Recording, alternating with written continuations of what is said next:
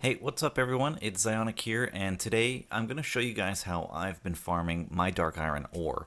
But first, I'd like to mention that this video is just going to talk about where to actually farm the ore, the route that I actually use, and then a simple breakdown of the solo versus multi-boxed numbers after an hour of farming. So hopefully this will give you guys a good idea of what to expect if you do decide to come and try this out for yourselves. So we're not going to be covering what you should be crafting. Shayra will be releasing a video specifically going over the many different things you should probably be crafting with your dark iron ore.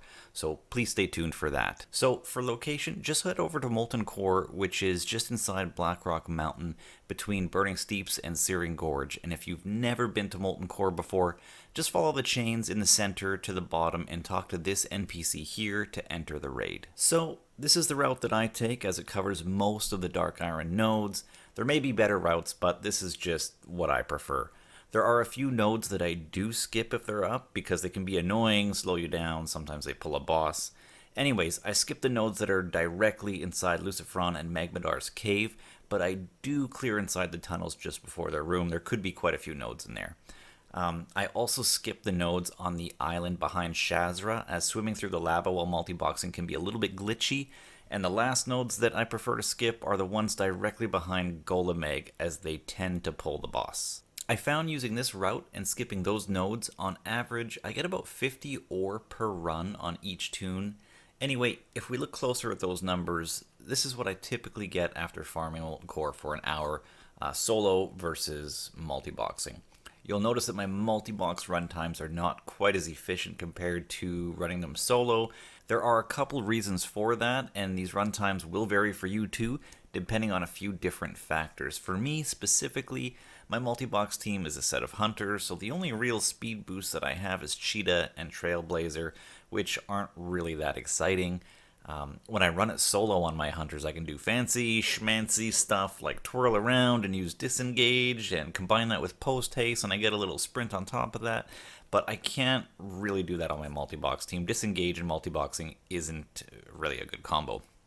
Also, mining and looting on a multi-box team can add a little bit more time to the run, and I also think you may be able to use different classes if multi-boxing that just have, easier to use sprints, which can really improve your run times overall. Moving on, I also have a few tips that you can take advantage of for this farm as well. And the first one would be to pop a Dark Moon Firewater. This will give you a buff that'll greatly improve the cast time of your mining, and the buff lasts for 60 minutes. Also, if you're level 101, you can eat some Bear Tartar. It'll give you a buff which makes you run 70% faster for 6 seconds every time you kill something. However, the Bear Tartar doesn't work the best for multi-boxers. Not all of your toons will be hitting the mobs since they die so quick, leaving some of your characters without the speed buff, causing your follow to break. So I'd probably only use Bear Tartar if you're solo farming this. And the last tip I have would be to skip killing and looting most of the trash. I know some transmog can drop in Molten Core, but I've honestly put in a ton of time into this place, and I found that killing the trash just isn't really worth it in the end. The only mobs that you should focus on killing are the Molten Destroyers, as they have a chance to draw Blood of the Mountain, which is the second main item that we're actually farming for in here besides the Dark Iron. So you can get these bloods from either hitting a node, a Dark Iron node, or from killing these Molten Destroyers.